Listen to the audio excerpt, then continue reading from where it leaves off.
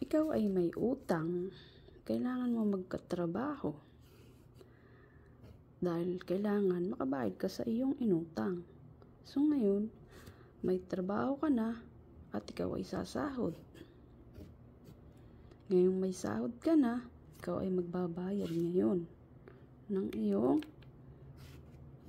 inutang na pagkain. Unahin mo yung pagkain.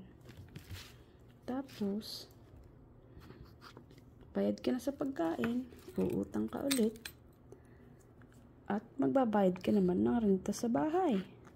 Ngayong bayad ka na sa bahay, babayaran mo naman ng tubig, ilaw, kuryente, internet. Tapos, uutang ka ulit. Ngayong may utang ka na, kailangan mo na naman magtrabaho ulit. Sapagkat, kailangan mo magbayad sa utang. Ngayong nagtatrabaho ka na, at ikaw ay sumahod, kailangan mo magbayad na naman ng utang. At bibili ka ngayon ng pagkain. Ngayong nakabili ka na, magbabayad ka naman ng renta sa bahay. At ngayong ikaw ay nagrenta, nakabayad ka na sa renta, babayad ka naman ng tubig, ilaw, kuryente, at internet. At susunod na naman ang utang. Yan. Walang katapusang utang.